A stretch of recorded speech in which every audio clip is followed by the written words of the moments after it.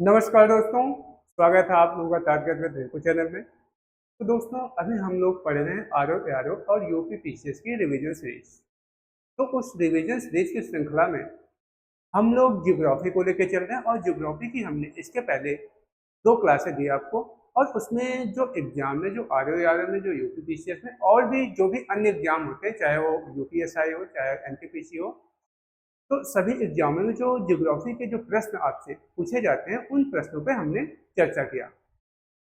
और इसमें revision series जो हमारी है, इसमें हम एक एक टॉपिक को लेके चल रहे हैं और उस टॉपिक पे जितने भी प्रश्न आपके एग्जाम में बनते हैं उन प्रश्नों को हम लोग देख रहे हैं और उन प्रश्नों को डिटेल से चर्चा करते हुए चल रहे हैं, ताकि आपके जो भी प्रश्न एग्जाम में आए, एग्जाम में आप प्रश्न को अच्छे से करें और आपको समस्या न हो। तो अब हम लोग चलते हैं, आज हमारी ये तीसरी क्लास है और इस तीसरी क्लास में जो हम लोग चर्चा करेंगे, तो जो प्रायद्वीपीय पठार है, प्रायद्वीपीय भारत है, तो प्रायद्वीपीय भारत के कुछ महत्वपूर्ण प्रश्न हैं, उन प्रश्नों की हम लोग चर्चा करते हैं और देखते हैं कि किस तरह से यहाँ से प्रश्न पूछे जाते हैं। तो आइए हम लोग पहला क्वेश्चन देखते हैं कि हमारा जो पहला क्वेश्चन है वह क्या है। हमसे पूछा गया है कि भारत में लावा पठार की अधिकतम मोटाई कहाँ मिलती है। प्रश्न पूछा गया है दोस्तों, तो भारत में लावा पठार की मोटाई सर्वाधिक कहाँ मिलती है। ऑप्शन आपका है गुजरात में, ऑप्शन आपका बी है मध्य प्रदेश में, ऑप्शन आपका सी है महाराष्ट्र में, तथा ऑप्शन आपका डी है आंध्र प्रदेश में। तो आपको इसमें बताना है कि जो लावा पठार की जो अधिकतम मोटाई होती है या अधिकतम चौड़ाई कह लीजिए, वह कहाँ पे मिलती है। गुजरात में मिलती है, या मध्य प्रदेश में मिलती है, या फिर महाराष्ट्र में मिलती है, या फिर आंध्र प्रदेश से मिलती है। तो यहाँ पे आपको बताना है कि यह लावा पठार की मोटाई कहाँ पे सर्वाधिक मिलती है। तो आपका जो यहाँ पे आंसर होगा दोस्तों, वह होगा महाराष्ट्र में। एक सेकेंड। तो आपको लावा पठार की जो मोटाई होती है दोस्तों, वह आपको महाराष्ट्र में मिलती है।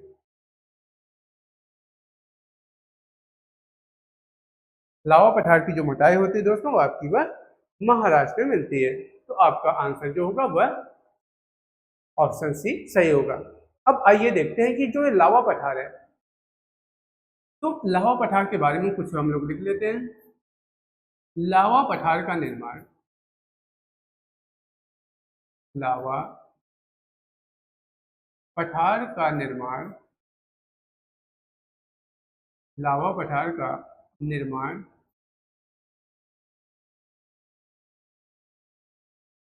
क्रिटेशियस काल में हुआ था। क्रिटेशियस काल में, क्रिटेशियस काल में हुआ था।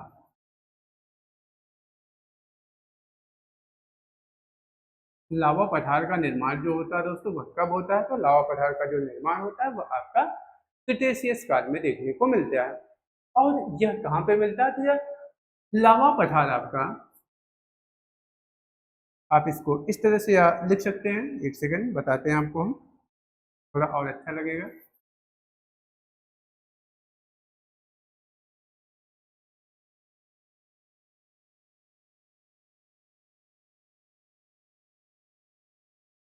ये जो आपका लावा पठार है,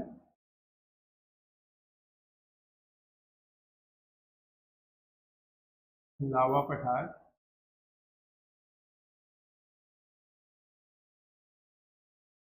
तो इसके बारे में आप लोग देखेंगे कि जो ये लावा पठार है आपका, तो इसका निर्माण देखेंगे। इसका निर्माण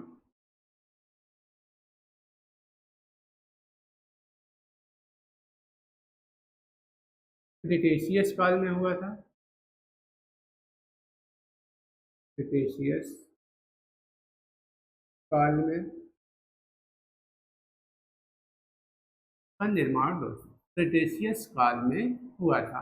जो लावा का पठार है, इसका निर्माण अगर हम देखो तो इसका निर्माण आपको क्रिटेशियस काल में देखने को मिलता है। दूसरी बात इसमें देखेंगे कि इसका विस्तार, लावा पठार मुंबई तट के सहारे, मुंबई तट के सहारे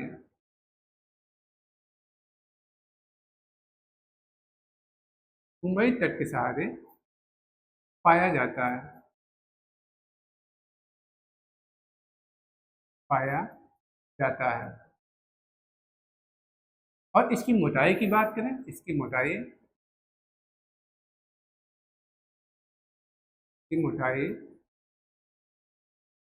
लगभग 3000 मीटर होती है, 3000 मीटर है। आपने देखा कि जो लावा का पठार है, इसका जो निर्माण है दोस्तों, या क्रिटेशियस काल में हुआ था। तो आपसे प्रश्न पूछा जा सकता है कि लावा पठार का निर्माण किस काल में हुआ था। तो लावा पठार का जो निर्माण होता है वह आपका क्रिटेशियस काल में हुआ था। और लावा पठार मुंबई तट के सहारे पाया जाता है। और इसकी मोटाई की बात करें तो इसकी जो मोटाई होती है वो लगभग 3000 मीटर होती है। और यह जो लावा का पठार होता है, यह इसकी मोटाई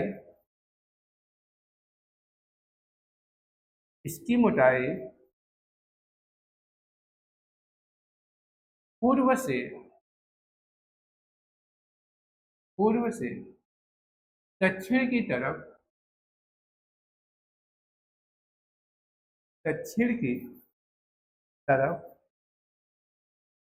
घटती जाती है। इसकी मोटाई है जो दोस्तों, वह आपकी पूर्व की तरफ से दक्षिण की तरफ घटती जाती है, घटती जाती है।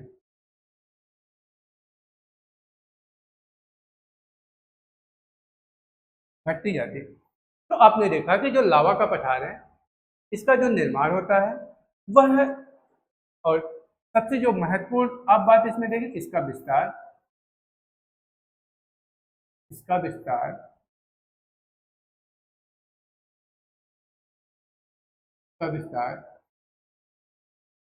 महाराष्ट्र में है। आप यहां से एक क्वेश्चन से आप कम से कम चार पांच क्वेश्चन आपका तैयार हो रहा है। आप देख रहे हैं कि जो लावा का पठार है, इसका जो विस्तार है दोस्तों, यह आपको महाराष्ट्र में मिलता है। इसका निर्माण जो होता है क्रिटेशियस काल में हुआ था। और जो लावा का पठार है, यह मुंबई तट के सहारे आपको देखने को मिलता है।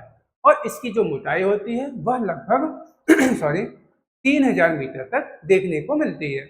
और इसकी मोटाई आपकी पूर्व से दक्षिण की तरफ, अर्थात जो यहाँ पे महाराष्ट्र है, तो जब आप पूर्व से, मान लीजिए कि ये आपका महाराष्ट्र है और यहाँ पे आपका लावा का पठार है, लावा पठार है, ये आपका महाराष्ट्र है। तो इसकी जो मोटाई होती है, जब आप पूर्व की तरफ बढ़ेंगे तो पूर्व की तरफ और दक्षिण की तरफ, जब आप पूर्व की तरफ जाएंगे और दक्षिण की तरफ जाएंगे तो इसकी जो मोटाई होती है वह घटती जाती है। अर्थात दक्षिण पूर्व की तरफ बढ़ने पर लावा के पठार की जो मोटाई होती है वह धीरे धीरे कम होती चली जाती है। और यह जो लावा का पठार है, यह आपको महाराष्ट्र के क्षेत्र में देखने को मिलता है। इसकी मोटाई लगभग 3000 मीटर होती है और इसका जो निर्माण हुआ था वह क्रिटेशियस काल में हुआ था। और इस तरह से, और यह मुंबई तट के सहारे आपको देखने को मिलता है। तो इस तरह से लावा के पठार के बारे में आपको इतनी चीजें माइंड में रखनी है। अब आइए हम लोग देखते हैं अगला प्रश्न क्या है। अगला प्रश्न है दोस्तों कि कच्छ के रण के संदर्भ में निम्नलिखित कथनों पर विचार कीजिए। आपका प्रश्न है, कच्छ के रण के संदर्भ में निम्नलिखित कथनों पर विचार कीजिए। पहला कथन है, यह एक विस्तृत वनस्पतिहीन एवं ज्वारी कीचड़दार भूमि क्षेत्र है। पहला आपका कथन है कि जो कच्छ का रण है, यह एक विस्तृत वनस्पति विहीन एवं ज्वारी कीचड़दार भूमि क्षेत्र है। दूसरा कथन है, कच्छ के रण को काठियावाड़ प्रायद्वीप से कच्छ की खाड़ी से अलग करती है। यहाँ पे से नहीं रहेगा,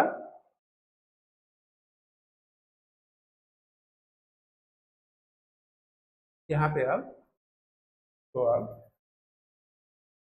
हटा दीजिए। तो आपका प्रश्न क्या है दोस्तों? प्रश्न आपका है कि कच्छ के रण के संदर्भ में निम्नलिखित कथनों पर आप विचार कीजिए। यह एक कथन एक है, यह एक विस्तृत वनस्पति विहीन एवं ज्वारी कीचड़दार भूमि है। और दूसरा, कच्छ के रण को काठियावाड़ प्रायद्वीप कच्छ की खाड़ी से अलग करती है। तो पूछा है कि उपयुक्त में से कौन सा कथन सही है। ऑप्शन ए है केवल एक, ऑप्शन 2 है केवल 2, और ऑप्शन 3 है 1 और 2 दोनों, और ऑप्शन आपका डी है इनमें से कोई नहीं। तो आपको बताना है कि इसमें से कौन सा ऑप्शन आपका सही है। तो यहाँ पे आपका जो कथन एक है, यह एक विस्तृत वनस्पत विहीन एवं ज्वारी कीचड़दार भूमि है। तो कच्छ का जो रन है वह एक कीचड़दार भूमि है, क्योंकि वहां पे दलदल पाया जाता है और वहां पे वनस्पतियों का बिल्कुल अभाव होता है। तो इसलिए आपका जो कथन ये है यह सही है। आपका जो कथन है दोस्तों यह आपका यह फर्स्ट सही है। दूसरा है कच्छ के रण को काठियावाड़ प्रायद्वीप कच्छ की खाड़ी से अलग करती है। यह भी आपका सही, क्योंकि जो काठियावाड़ जो प्रायद्वीप है यह कच्छ के रण को कच्छ की खाड़ी से अलग करता है। तो इस तरह से आपका 2 भी सही होता है। तो इस तरह से आपका जो आंसर होगा वह है सी, 1 और 2 दोनों। तो आप यहाँ पे ऑप्शन सी के साथ जाएंगे, जिसमें कि 1 और 2 दोनों आपका आंसर सही होता है। इस तरह से आपका आंसर सी है। अब आइए जो नेक्स्ट क्वेश्चन है, क्वेश्चन नंबर 3। तो क्वेश्चन नंबर 3 की तरफ चलते हैं और फिर हम लोग चर्चा करते हैं कि हमारा जो प्रश्न 3 है यह क्या है। तो प्रश्न 3 में दिया गया है कि तीसरा ध्रुव से तात्पर्य क्या है। आपसे पूछा जा रहा है कि तीसरा ध्रुव से तात्पर्य क्या है, तीसरा ध्रुव किसे कहते हैं। ऑप्शन ए है विकासशील देश, ऑप्शन बी है न्यायपालिका, ऑप्शन सी है ग्रीनलैंड, और ऑप्शन डी है हिमालय और हिंदुकुश पर्वत। तो आपको यहाँ पे बताना है कि यहाँ पे तीसरा ध्रुव से तात्पर्य किसका है, किसे हम तीसरा ध्रुव के नाम से जानते हैं। तो आपका आप जानते हैं कि जो आपका पहला ध्रुव है, पहला ध्रुव जो प्रथम ध्रुव माना जाता है वह आपका ग्रीनलैंड को माना जाता है, ग्रीनलैंड को। और जो द्वितीय ध्रुव माना जाता है वह किसको माना जाता है, वह आपका है अंटार्कटिका। द्वितीय ध्रुव आपका है अंटार्कटिका।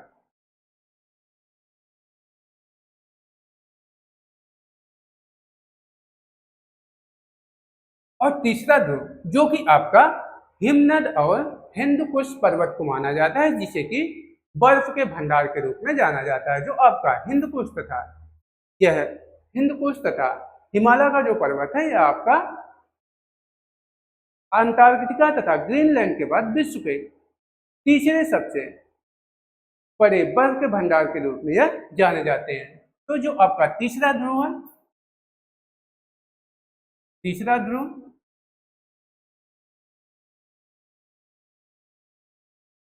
वह आपका हिमालय और हिंदुकुश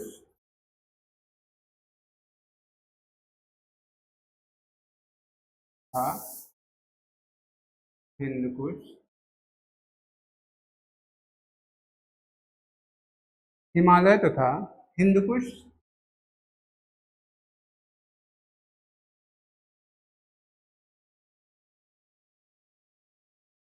और जो आपका हिमालय तथा हिंदकुश है, हिमालय और हिंदकुश को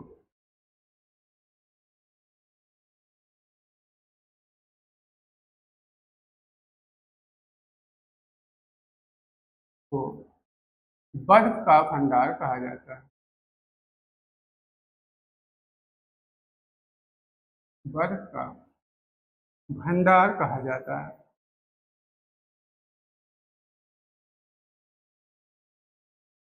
तो आपने देखा कि जो प्रथम आपका ध्रुव है वह है ग्रीनलैंड, दूसरा आपका अंटार्कटिका तथा तीसरा ध्रुव जो माना जाता है वह हिमालय और हिंदकुश पर्वत को माना जाता है। और हिमालय तथा हिंदकुश को बर्फ का भंडार कहा जाता है। तो आपका आंसर डी सही होगा कि जो तीसरा ध्रुव से तात्पर्य है वह आपका है हिमालय और हिंदकुश पर्वत से। तो इस तरह से आपका डी आंसर सही होता है। अब हम लोग अगले क्वेश्चन की तरफ चलेंगे, क्वेश्चन नंबर 4। तो इसमें देखते हैं निम्नलिखित कथन पर विचार कीजिए। आपसे कहा गया है कि निम्नलिखित कथनों पर आप विचार कीजिए। कथन फर्स्ट है भारत में अधिकांश हिमनद पीर पंजाल श्रेणी में स्थित हैं। तो आपसे पूछा गया, आपसे कहा गया कि कथन आपका फर्स्ट है कि भारत में जो अधिकांश हिमनद है वह पीर पंजाल श्रेणी में स्थित है, तथा दूसरा कथन है गंगोत्री हिमनद हिमालय के कुमायूं गढ़वाल क्षेत्र में स्थित है। और फिर आपसे कहा जा रहा है कि उपयुक्त कथन में से कौन सा कथन सही है, केवल एक, केवल दो, या एक और दो दोनों, या फिर इनमें से कोई नहीं। तो आपको बताना है कि इसमें से कौन सा कथन सही है। आपका कथन पहला है भारत में अधिकांश हिमनद पीर पंजाल श्रेणी में स्थित है, जबकि आपका जो सही होता है दोस्तों, यहाँ पे आप देख सकते हैं कि भारत के अधिकांश जो हिमनद होते हैं, भारत के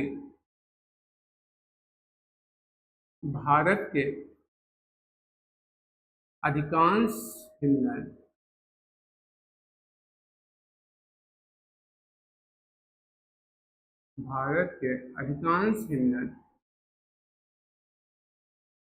काराकोरम श्रेणी में स्थित हैं। काराकोरम श्रेणी में स्थित हैं। भारत के अधिकांश जो हिमनद होते हैं दोस्तों, यह आपके काराकोरम श्रेणी में स्थित हैं। और यह काराकोरम श्रेणी आपकी काराकोरम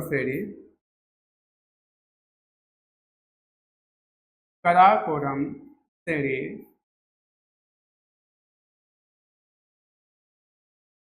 ट्रांस हिमालय के अंतर्गत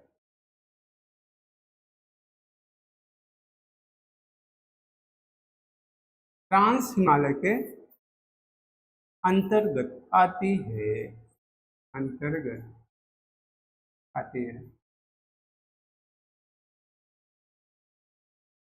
क्योंकि काराकोरम जो ट्रांस हिमालय होता है उसके अंतर्गत तीन श्रेणी आती है, काराकोरम, लद्दाख और जास्कर। तो जो काराकोरम श्रेणी है यह आपके ट्रांस हिमालय के अंतर्गत आती है। और भारत के अगर अधिकांश हिमनद की बात करें, चाहे वो बाल्टोरे हो, चाहे वो बियाफो हो, चाहे वो सियाचिन हो, तो जितने भी भारत के जो ज़्यादा से ज़्यादा जो महत्वपूर्ण जो ग्लेशियर हैं वह आपके इसी काराकोरम श्रेणी में देखने को मिलते हैं। तो अगर आप इसको के लिए मैप बनाने की जरूरत नहीं, वैसे आप बना सकते हैं। यहाँ पे थोड़ा सा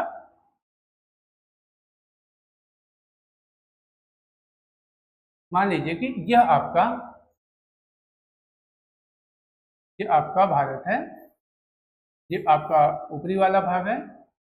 तो यहाँ पे आपको जो श्रेणियां मिलेंगी, ये जो श्रेणियां मिलेंगी यह सभी काराकोरम, लद्दाख, एक सेकंड,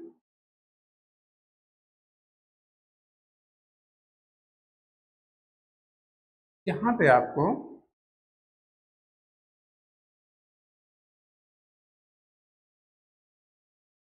यहाँ पे काराकोरम मिलेगी,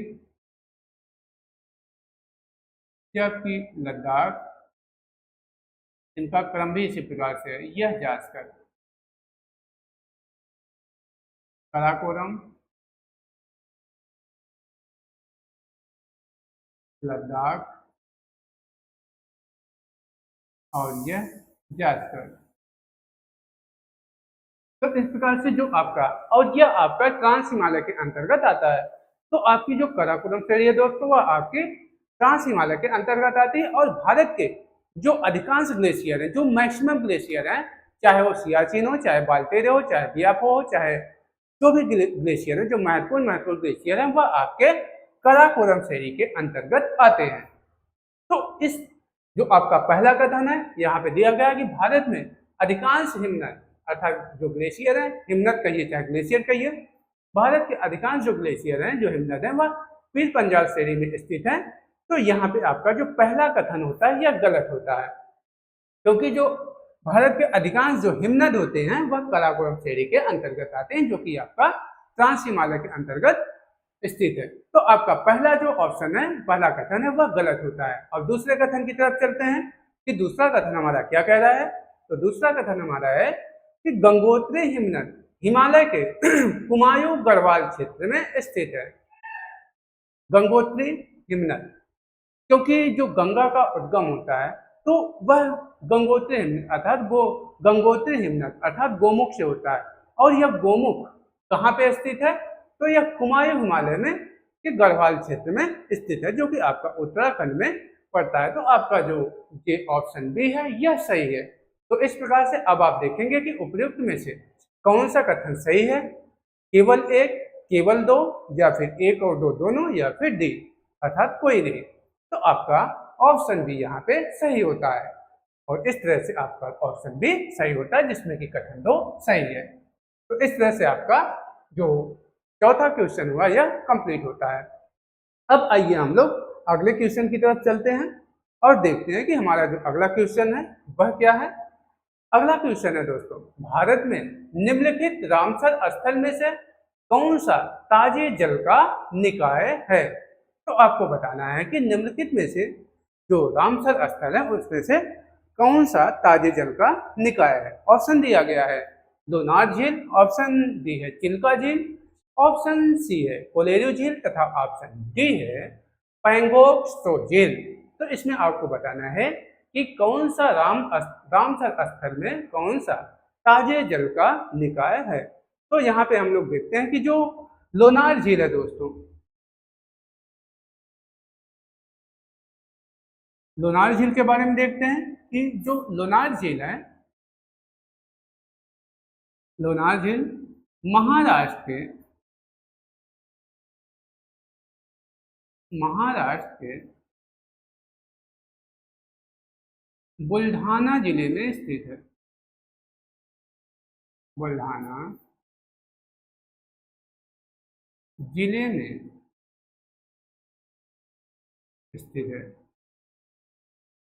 जो लोनार झील है दोस्तों यह महाराष्ट्र के बुल्ढाना जिले में स्थित है। और यह लोनार झील है यह लवरी तथा क्षारी दोनों प्रकार की है। तो जो ये लोनार झील है यह आपकी लवरी तथा क्षारी दोनों प्रकार की है। यह लवरी तथा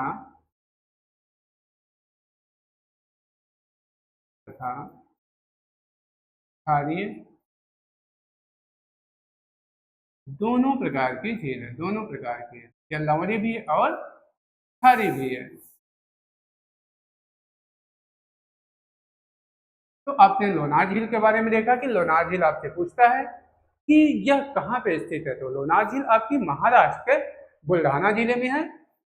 और यह किस प्रकार की झील है? तो लोनार झील यह लवरी तथा क्षारी दोनों प्रकार की है। इसकी प्रकृति लवरी भी है और क्षारी भी है। और चिल्का झील की बात करें तो जो चिल्का झील है दोस्तों, आप यहाँ पे लिख लीजिए चिल्का झील के बारे में, क्योंकि हर ऑप्शन को आप देखते हुए चलेंगे तो फिर आपको अच्छा रहेगा। चिल्का झील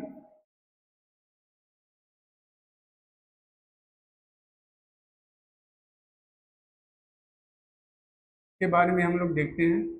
तो चिल्का झील है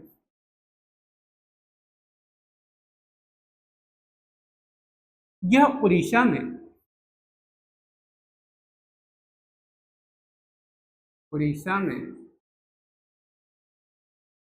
खारे पानी की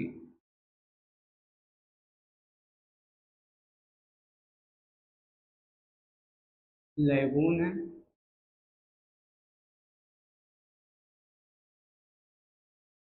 दूसरी इंफॉर्मेशन है यह भारत की सबसे बड़ी सॉरी यह भारत की दोस्तों यह भारत की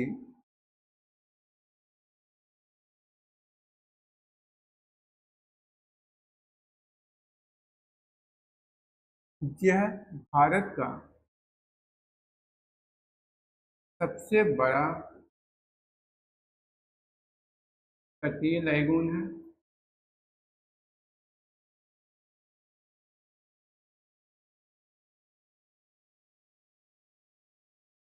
और तीसरी बात यह एशिया की सबसे बड़ी खारे पानी की झील है। यह एशिया की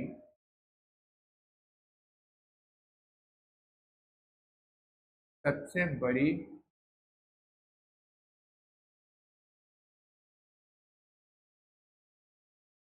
खारे पानी की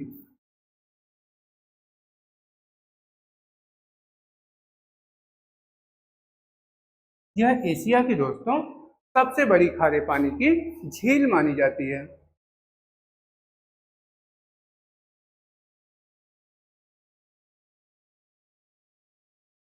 यह एशिया की सबसे बड़ी खारे पानी की झील मानी जाती तथा यहाँ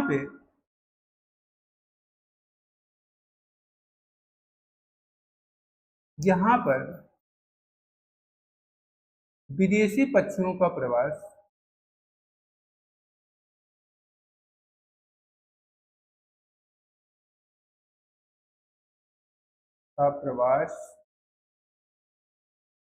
देखने को मिलता है।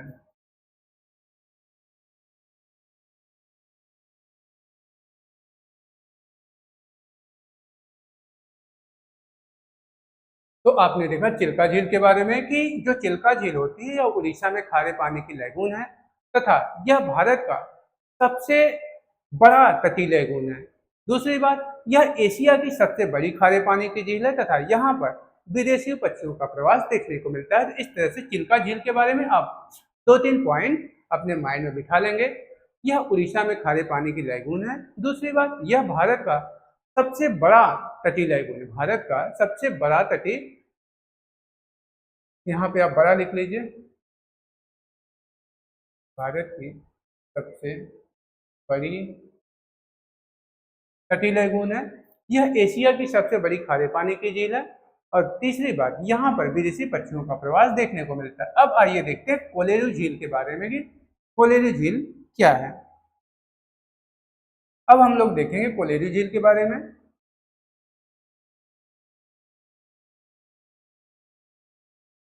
कोलेरू झील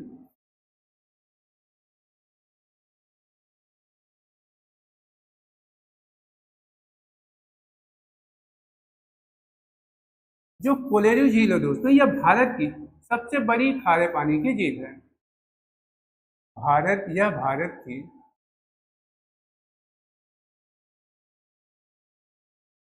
यह भारत की सबसे बड़ी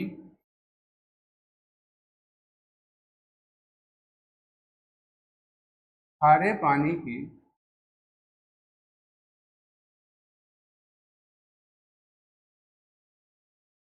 यह भारत की सबसे बड़ी खारे पानी की झील है तथा यह आंध्र प्रदेश में स्थित है।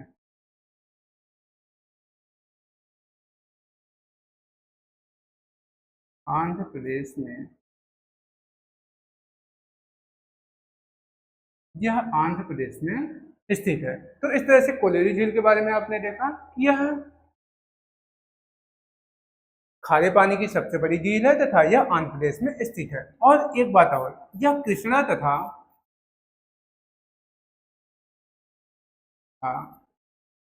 गोदावरी नदी के मध्य गोदावरी नदी के मध्य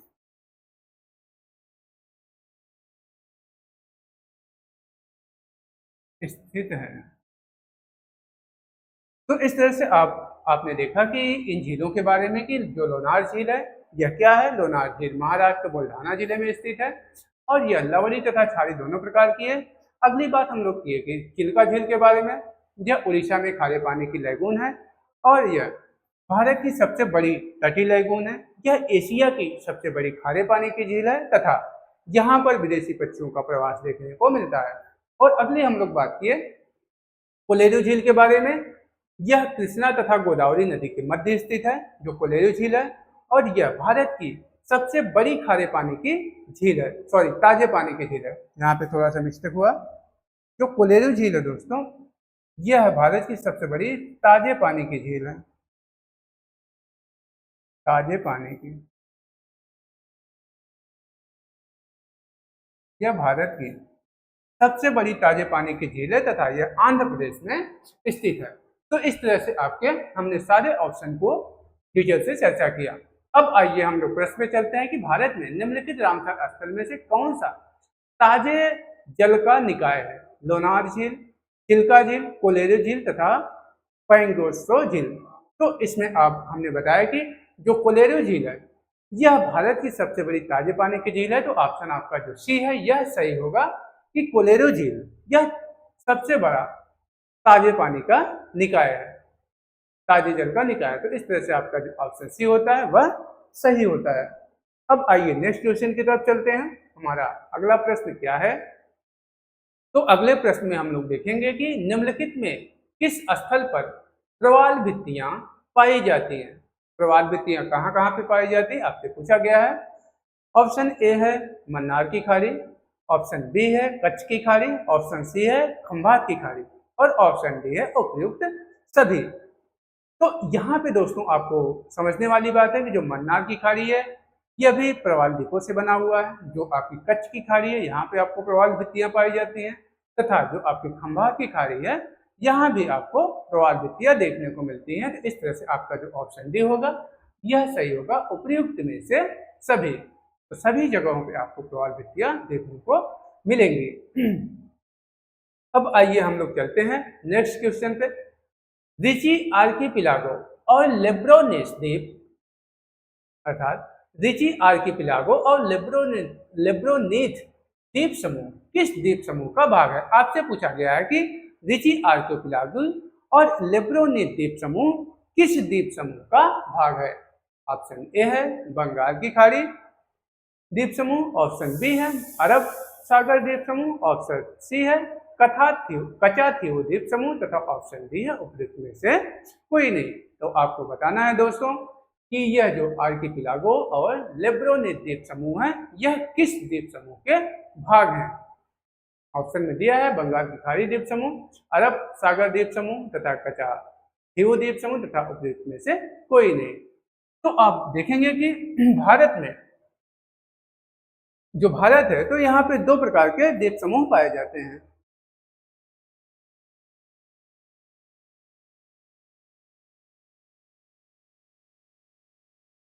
भारत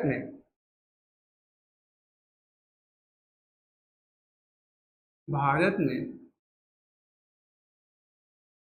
दो प्रकार के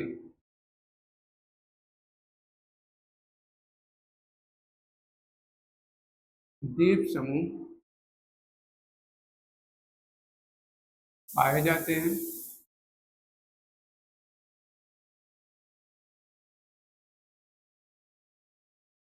कौन कौन से हैं? पहला है आपका बंगाल की खाड़ी,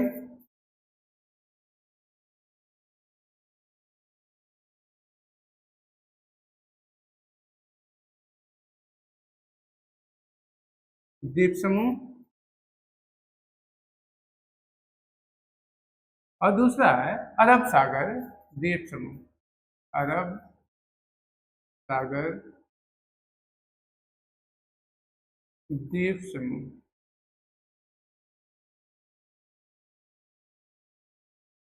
तो आपको पता होगा कि भारत में दो प्रकार के द्वीप समूह पाए जाते हैं। पहला है बंगाल की खाड़ी द्वीप समूह और दूसरा है अरब सागर द्वीप समूह। और इस बंगाल की खाड़ी में कुल द्वीपों की संख्या की बात करें तो बंगाल की खाड़ी में ऐसे आप यहाँ पे लिख लीजिए, कुल द्वीपों की संख्या बंगाल की खाड़ी में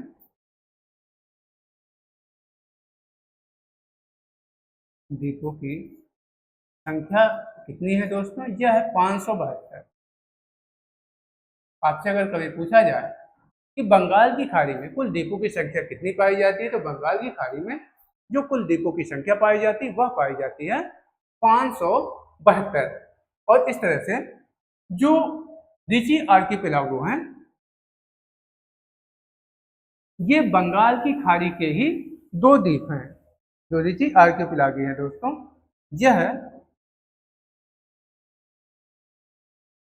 यह इसी बंगाल की खाड़ी के ही द्वीप हैं। पहला जो रिची आर्किपेलागो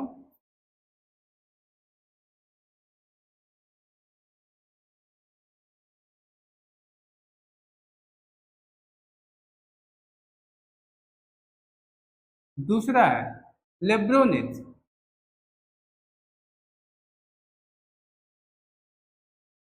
लेब्रोनिथ। तो हमने आपको बताया कि बंगाल की खाड़ी में कुल द्वीपों की संख्या 572 पाई जाती और उसी द्वीपों में से दो और द्वीप हैं, जो द्वीप और समूह है, जिसमें से एक है रिची आर्किपेलागो तथा जो दूसरा है लेब्रोनिथ। और रिची आर्किपेलागो तथा लेब्रोनिथ यह बंगाली खाड़ी द्वीप समूह के ही भाग हैं। तो इस प्रकार से आपका आंसर ए सही होता है। आपका प्रश्न है कि रिची आर्किपेलागो और लेब्रोनिथ द्वीप समूह किस द्वीप समूह का भाग है? तो रिची आर्किपेलागो और लेब्रोनिथ द्वीप समूह यह बंगाल की खाड़ी द्वीप समूह के भाग माने जाते हैं। तो इस तरह से आपका ऑप्शन ए सही होता है। आइए नेक्स्ट क्वेश्चन की तरफ चलते हैं। आपका अगला क्वेश्चन क्या है और देखते हैं। आपका क्वेश्चन नंबर 8, छोटी पहाड़ियों का वेलिकोंडा समूह निम्नलिखित में से किसका संरचनात्मक भाग है? आपसे पूछा गया है कि छोटी पहाड़ियों का वेलिकोंडा समूह निम्नलिखित में से किसका संरचनात्मक भाग है? ऑप्शन ए है नीलगिरी पहाड़ियों का, ऑप्शन बी है पश्चिमी घाट, ऑप्शन सी है पूर्वी घाट और ऑप्शन डी है कायरामम पहाड़ियां।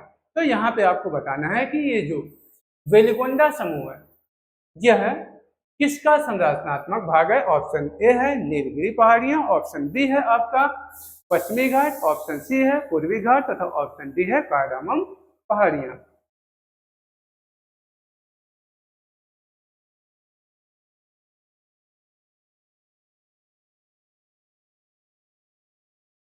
तो जो वेलिकोंडा पहाड़ियां होती हैं दोस्तों, तो इसके बारे में हम लोग देखते हैं कि वेलिकोंडा पहाड़ियां क्या होती हैं। वेलिकोंडा पहाड़ियां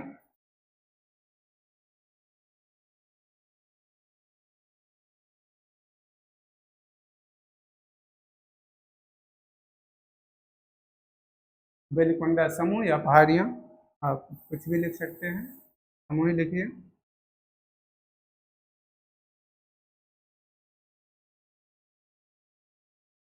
तो जो वेलिकोंडा समूह होता है दोस्तों, इसके बारे में हम लोग देखते हैं कि यह वेलिकोंडा समूह क्या होता है। तो जो वेलिकोंडा समूह होता है दोस्तों, यह कम ऊंचाई पर्वत वाला, यह कम ऊंचाई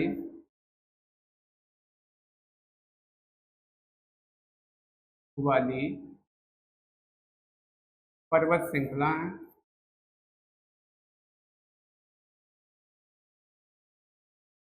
यह कम ऊंचाई वाली पर्वत श्रृंखला है जो वेलिकोंडा है दोस्तों।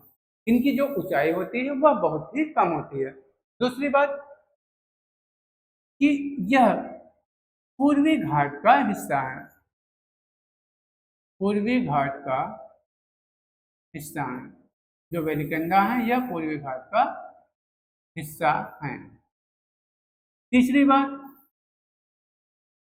यह आंध्र प्रदेश के यह आंध्र प्रदेश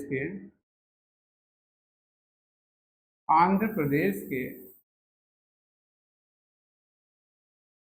दक्षिण पूर्वी भाग में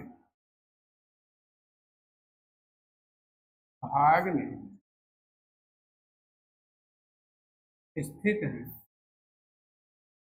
तो आपने देखा कि जो वेलिकोंडा समूह है यह कम ऊंचाई वाली पर्वत श्रृंखला है। दूसरी बात, यह पूर्वी घाट का हिस्सा मानी जाती है, अर्थात पूर्वी घाट का हिस्सा है।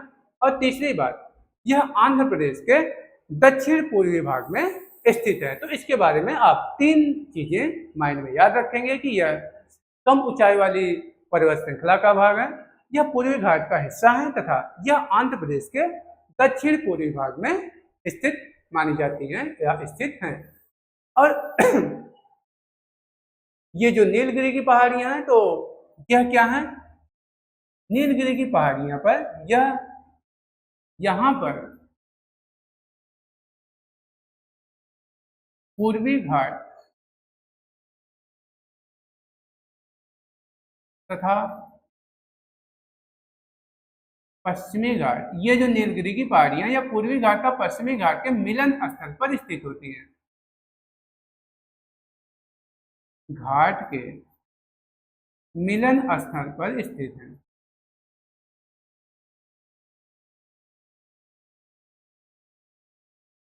स्थित हैं। ये जो नीलगिरी की पहाड़ियां होती है दोस्तों, यहाँ पे आपको यह जहाँ पे आपका ये इस तरह से आपका ये देख लीजिए, एक सेकंड,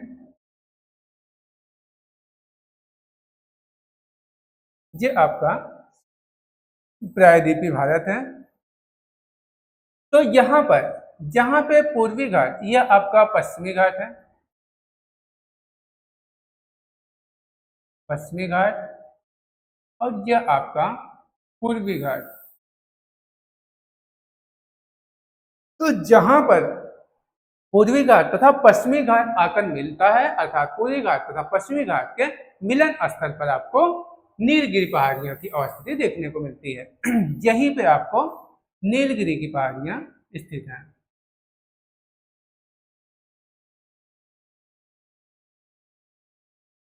यहाँ पे आपको नीलगिरी पहाड़ियां यहाँ पे पाई जाती हैं। और यही नीलगिरी पहाड़ियों पर एक जनजात पाई जाती है जिसे कि टोडा जनजात कहते हैं। और यह जो जनजात होती है, यह भैंस पालन का कार्य करती है।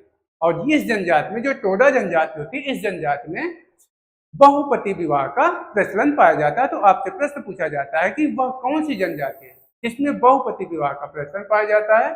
तो वह जनजात है टोडा जनजात, जो कि नीलगिरी की पहाड़ियों पर निवास करती है। और यह टोडा जनजात भैंस पालन का, इनका जो व्यवसाय है वह यह भैंस पालन का कार्य करती है।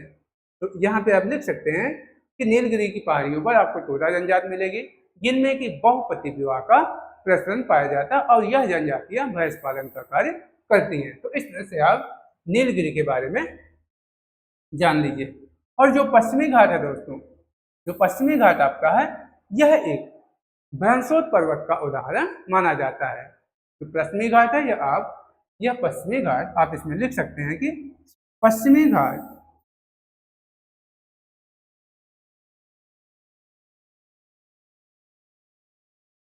पश्चिमी घाट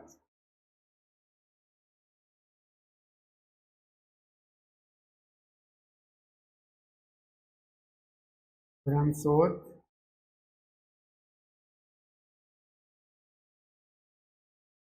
पर्वत कहा जाता है, जिसे कि ब्लैक माउंटेन कहते हैं। और यह जो पश्चिमी घाट है दोस्तों, इसे ब्लैक माउंटेन का उदाहरण माना जाता है, इसे ब्रह्मसोत पर्वत कहा जाता है। तथा इस तरह से ये चीजें हो गई। और अब आप देखेंगे कि आपका जो प्रश्न है वह छोटी पहाड़ियों का वेलिकोंडा समूह निम्नलिखित में से किसका संरचनात्मक भाग है। तो वेलिकोंडा के बारे में हमने आपको बताया कि यह कम ऊंचाई वाली पर्वत श्रृंखला है, यह पूर्वी घाट का हिस्सा है तथा यह आंध्र प्रदेश के दक्षिण पूर्वी भाग में स्थित है। तो इसने पूछा है कि वेलिकोंडा समूह निम्नलिखित में से किसका भाग है। तो यह पूर्वी घाट का हिस्सा है। तो यहाँ पे आपका आंसर सी सही होगा कि जो वेलिकोंडा समूह है यह पूर्वी घाट का हिस्सा माना जाता है। तो इस तरह से आपका आंसर सी सही होता है। अब आइए क्वेश्चन नंबर 9 को देखते हैं कि क्वेश्चन नंबर 9 क्या है। निम्नलिखित में से किस प्रकार के बलित पर्वत भारत में विद्यमान है। आपसे पूछा जा रहा है कि निम्नलिखित में से किस प्रकार के बलित पर्वत भारत में विद्यमान है। दोस्तों इसका थोड़ा सा हमको ऑप्शन गलत लग रहा है, क्लियर नहीं लग रहा है, तो इससे हम लोग इसको थोड़ा स्किप करते हैं, आगे बढ़ते हैं, इसको हम लोग बाद में देखेंगे। आपका अगला प्रश्न है, निम्नलिखित में से कौन सा कथन सही है। पहला करेवा निक्षेप, दूसरा पहला जो कथन है करेवा निक्षेप जम्मू कश्मीर में पाए जाते हैं। आपका जो दूसरा कथन है वह करेवा जाफरान कृषि के लिए प्रसिद्ध है।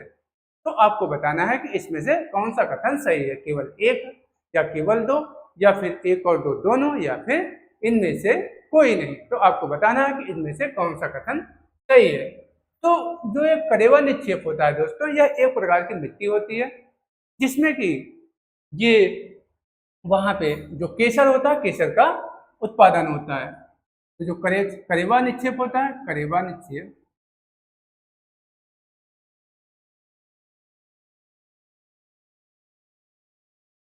जो करेवा निक्षेप होता है दोस्तों, यह एक प्रकार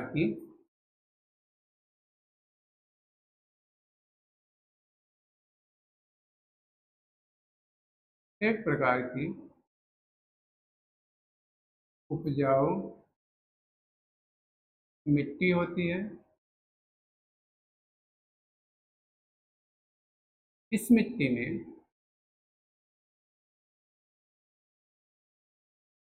इसमें केसर का उत्पादन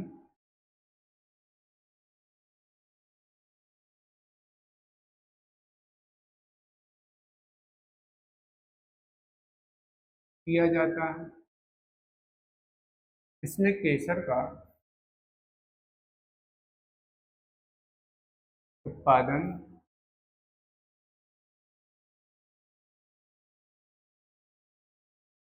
उत्पादन होता है। और जो ये जाफरान होती है, जो जाफरान होती है दोस्तों, यह केसर की ही एक प्रजाति है। तो इस करेवा निक्षेप में जाफरान का भी उत्पादन होता है। जाफरान जो कि केसर की एक प्रजाति है,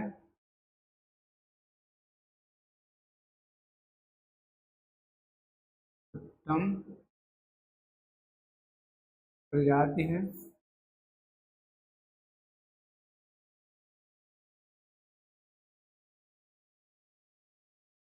जाफरान का उत्पादन होता है।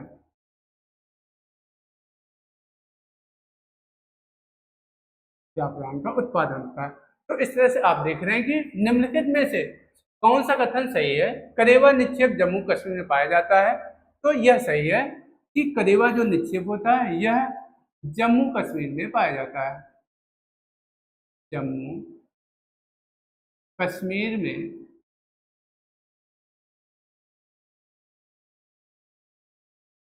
यह जम्मू कश्मीर में पाया जाता है।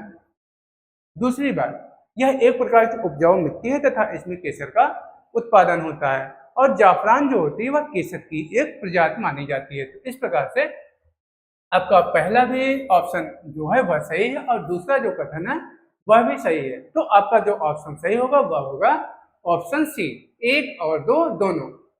तो ऑप्शन जो आप सही आंसर देंगे वह देंगे ऑप्शन सी, जिसमें कि आपका 1 और 2 दोनों सही माना जाएगा। अब चलते हैं क्वेश्चन नंबर 11 की तरफ।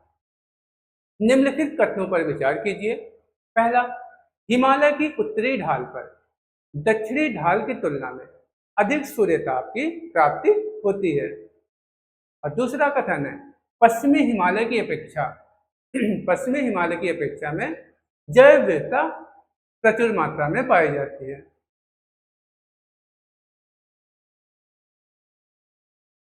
आपसे प्रश्न आपका यह है कि पश्चिमी हिमालय की अपेक्षा पूर्वी हिमालय में जैव विविधता प्रचुर मात्रा में पाई जाती है। तो पूछा गया कि उपरोक्त में से कौन सा कथन सही है। केवल 1, केवल 2 या 1 और 2 दोनों, या फिर इनमें से कोई नहीं।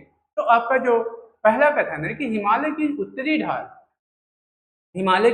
ढाल पर दक्षिणी ढाल की तुलना में अधिक सूर्यताप मिलता है। आपसे कहा जा रहा है कि जो हिमालय का उत्तरी ढाल है उस पर दक्षिणी ढाल की तुलना में सूर्यताप अधिक मिलता है। अर्थात जो उत्तरी ढाल का स्थान है, उत्तरी ढाल का जो क्षेत्र है वहां पे सूर्यताप अधिक मिलता है। आपसे प्रश्न में कथन में यह कहा गया है, जबकि ऐसा नहीं होता।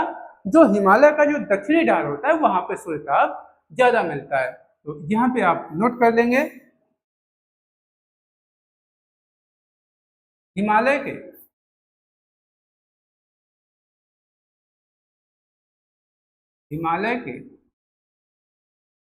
दक्षिणी ढाल पर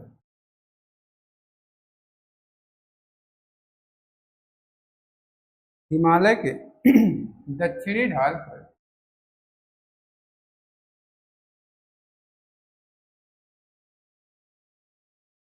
दक्षिणी ढाल पर सूर्यताप अधिक होता है।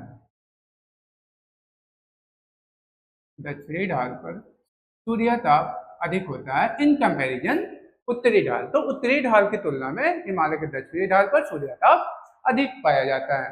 और दूसरी चीज, पश्चिमी हिमालय की अपेक्षा पूर्वी हिमालय में जैव विविधता प्रचुर मात्रा में पाई जाती है। तो इस तरह से जो आपका ऑप्शन ए होगा वह गलत होगा, क्योंकि यहाँ पे कहा गया है कि उत्तरी ढाल पर दक्षिणी ढाल की तुलना में अधिक सूर्यताप की प्राप्ति होती है, जबकि जो आपका सही है वह है हिमालय के दक्षिणी ढाल पर सूर्यताप अधिक होता है। उत्तरी, यहाँ पे लिख लीजिए, उत्तरी ढाल की तुलना में, उत्तरी ढाल की तुलना में, अर्थात उत्तरी ढाल पर सूर्यताप कम होता है, दक्षिणी ढाल पर ज्यादा होता है। तो इस तरह से आपका जो पहला ऑप्शन है दोस्तों वह गलत हो जाता है। आपका पहला जो कथन है वह गलत हो जाता है। दूसरा कथन है पश्चिमी हिमालय की अपेक्षा पूर्वी हिमालय में जैव विविधता प्रचुर मात्रा में पाई जाती है। तो आपका जो पूर्वी हिमालय आपका कहाँ पे लगता है? तो आपका जो पूर्वी हिमालय है, तो जिस तरह से आप देखेंगे, ये आपका मान लीजिए भारत है। एक सेकेंड, उसको थोड़ा सा हम लोग इधर लिखते हैं, आपको बताते हैं।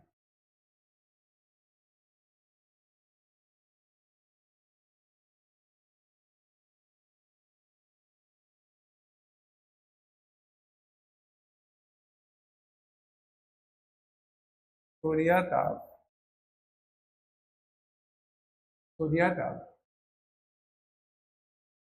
उत्तरी ढाल की तुलना में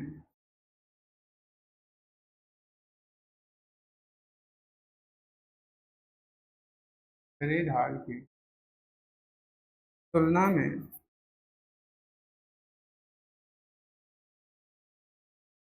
दक्षिणी ढाल पर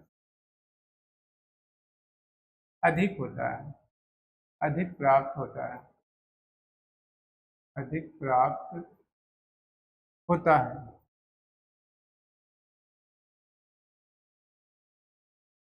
अधिक प्राप्त होता है। तो इस तरह से आपका पहला कथन गलत होता है।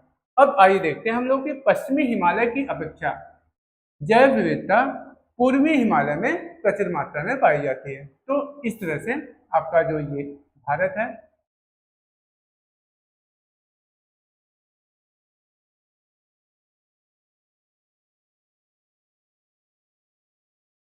इस तरह से ये आपका, ये इधर आपका पूर्वी हिमालय है। ठीक, पूरा हम लोग नहीं बनाएंगे, बस ऐसे नॉर्मल बना लेंगे। तो इस तरह से इधर आपका जो पूर्वी हिमालय है, वहां पे जो जैव विविधता है, कह रहा है कि प्रचुर मात्रा में यहाँ पे जैव विविधता पाई जाती है। क्योंकि आपने देखा होगा कि जो पूर्वी हिमालय है वहां पे जो जैव विविधता है वह ज्यादा पाई जाती है इन कंपैरिजन पश्चिमी हिमालय। तो इस तरह से जो आपका आंसर होगा वह होगा, आंसर जो आपका बी, कथन बी होगा वह सही होगा। इसमें कह रहा है कि पश्चिमी हिमालय की अपेक्षा पूर्वी हिमालय में जैव विविधता प्रचुर मात्रा में पाई जाती है। तो आपका जो कथन बी होगा यह सही होगा। इस तरह से आपका जो आंसर होगा वह होगा केवल 2, आपका एक गलत होगा और 2 सही होगा। अब चलते हैं नेक्स्ट क्वेश्चन की तरफ। निम्नलिखित में से कौन सा कथन सही है? कथन ए है भारत के पश्चिमी तटीय मैदानों की तुलना में पूर्वी तटीय मैदानों में जनसंख्या का बसाव अधिक है। भारत के पश्चिमी तटीय मैदानों की तुलना में पूर्वी तटीय मैदानों में जनसंख्या का बसाव अधिक है। दूसरा है पूर्वी तटीय मैदानों का विस्तार अधिक है तथा कृषि की दृष्टि से अधिक उपयुक्त है। आपसे पूछा जा रहा है कि इसमें कौन सा कथन सही है? केवल एक, केवल 2, 1 और 2 दोनों, या इनमें से कोई नहीं। तो भारत के जो दोस्तों पश्चिम तटीय मैदान है, पश्चिम तटीय मैदानों की तुलना में जो पूर्वी तटीय मैदान है वहां पे जनसंख्या का बसाव अधिक होता है, क्योंकि जो पूर्वी तटीय मैदान है भारत के, वहां पे जो कृषि की उपलब्धता है, जो कृषि कार्य वहां पे ज्यादा मात्रा में होता है, क्योंकि जो पूर्वी तटीय मैदान है वह कृषि के लिए ज्यादा उपयुक्त माना जाता है। इसीलिए भारत का जो पश्चिम तटीय मैदानों की तुलना में पूर्व तटीय मैदानों में जनसंख्या का जो बसाव है वह अधिक माना जाता है। तो आप एक कथन आपका एक सही हो जाता है। और दूसरा कथन है कि पूर्वी तटीय मैदानों का विस्तार अधिक है तथा कृषि की दृष्टि से अधिक उपयुक्त है, क्योंकि आपने देखा होगा कि जो पूर्वी तटीय मैदान है वहां पे अधिकांश नदियां, चाहे वो गंगा हो, चाहे यमुना हो, चाहे कृष्णा हो, चाहे कावेरी हो, चाहे गोदावरी हो, जितनी भी नदियां हैं सभी नदियों का जो बहाव होता है, जो डेल्टा बनता है, वह जाके पूर्वी तटी पे पूर्वी तट पर ही बनता है। और जब पूर्वी तट पे नदियों का डेल्टा बनता है, वहां पे नदियां जाती हैं, तो फिर जाहिर सी बात है कि वहां की पानी की जो उपलब्धता होगी वह अच्छी खासी होगी। और जब पानी की उपलब्धता अच्छी खासी होगी और नदियां जो होती है यहाँ से मिट्टियों को बहा कर ले जाती है, तो फिर वहां पे जो मिट्टियों का जमाव होगा वो उपजाऊ मिट्टियां होंगी। और इस प्रकार से जो पूर्वी तट होता है वहां पे कृषि की उपलब्धता अधिक मानी जाती है। और यही कारण है कि पूर्वी तट पर जनसंख्या का जो बसाव होता है वह अधिकांश अर्थात अधिक माना जाता है। तो इस तरह से आपका जो आंसर बी है यह भी सही होता है। और इस तरह से इसमें आपका ऑप्शन सी सही होगा, 1 और 2 दोनों इसमें सही है। अब आइए देखते हैं अगला क्वेश्चन, क्वेश्चन नंबर 13। भारत के किस राज्य की समुद्री तटरेखा सबसे लंबी है? भारत के किस राज्य की समुद्री तटरेखा सबसे लंबी है, आपसे पूछा जा रहा है। ऑप्शन ए है आंध्र प्रदेश, ऑप्शन बी है गुजरात महाराष्ट्र, ऑप्शन सी है गुजरात तथा ऑप्शन डी है केरल। तो आपको बताना है कि किस राज्य की तटरेखा सबसे लंबी है। और यह प्रश्न आपका कई बार एग्जाम में पूछा गया है। तो इसमें जो सबसे लंबी तटरेखा है दोस्तों वह है आपकी गुजरात की। तो गुजरात की जो सबसे तटरेखा है वह सबसे लंबी है। इसमें 1-2 पॉइंट आप नोट कर लीजिए।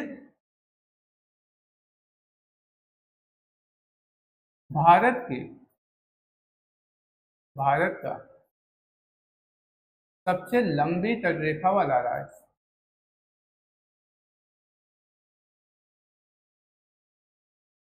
तटरेखा वाला राज्य वह कौन सा है? वह है दोस्तों गुजरात। और अगर पूछा जाए कि दक्षिण भारत का कौन सा ऐसा राज्य है जिसकी तटरेखा सबसे लंबी है, अगर आपसे प्रश्न पूछा जाए कि भारत का सबसे लंबी तटरेखा वाला राज्य कौन सा है, तो वह होगा गुजरात।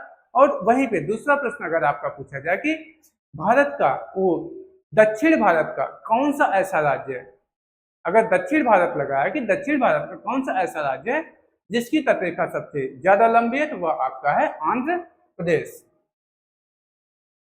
दूसरा आपका यहाँ पे नोट करने वाली बात है कि दक्षिण भारत का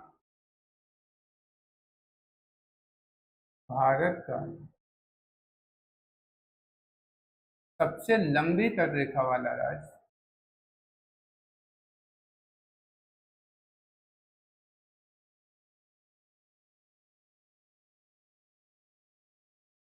राज्य वह है आंध्र प्रदेश।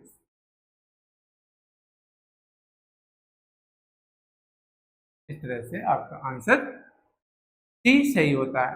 अब चलते हैं नेक्स्ट क्वेश्चन की तरफ, और वह क्या है? भारत में कितने राज्य तटरेखा से लगे हुए हैं? तो आपको बताना है कि भारत के कुल कितने राज्य हैं, कुल कितने तटीय राज्य हैं जिनकी सीमाएं तटों से लगी हुई हैं। तो आपको बताना है कि वह भारत के कुल कितने राज्य हैं जिनकी सीमाएं तटों से लगी हुई हैं। तो कुल राज्य दोस्तों आपके हैं 9, जिसमें आपका गुजरात है, महाराष्ट्र है, केरल है, गोवा है, तमिलनाडु है, आंध्र प्रदेश है, उड़ीसा है, और उड़ीसा है, पश्चिम बंगाल है, त्रिपुरा है। तो इस तरह से भारत के कुल 9 राज्य ऐसे हैं जिनकी तटरेखाएं जिनकी सीमाएं तटरेखा से लगी हुई है। अगला प्रश्न है भारत के तटरेखा की कुल लंबाई कितनी है? भारत की जो तटरेखा है उसकी कुल लंबाई कितनी है? तो आपको पता होगा कि जो भारत की तटरेखा है उसकी कुल लंबाई 7500 किलोमीटर है, लगभग 7500 किलोमीटर। तो इस तरह से जो आपका छोटा प्रश्न है इसमें आपको एक्सप्लेन करने की कोई बहुत ज्यादा जरूरत नहीं है। तो भारत की जो तटरेखा की कुल लंबाई है दोस्तों वह है 7500 किलोमीटर। तो दोस्तों यहाँ पे आपका हमारा ये सेशन खत्म होता है और इसमें हम आपको 15 क्वेश्चन पे डिस्कस किए। तो दोस्तों ये आपकी आर ओ की और यूपीपीसीएस की रिवीजन सीरीज चल रही है और इसमें अन्य सभी एग्जामों के लिए भी यह महत्वपूर्ण साबित होगी। अगर आपको यह पसंद आए तो इसे लाइक करें, शेयर करें, और अगर आप लाइक करेंगे, शेयर करेंगे तो फिर हमको मोटिवेशन मिलेगा और फिर हम इसकी नेक्स्ट सीरीज लेके आएंगे और सभी चैप्टरों पे हम जो महत्वपूर्ण प्रश्न है आपको हम करवाएंगे, जो कि आपके एग्जाम के लिए महत्वपूर्ण साबित होगा। तो ठीक है दोस्तों, तब तक के लिए जय हिंद, धन्यवाद।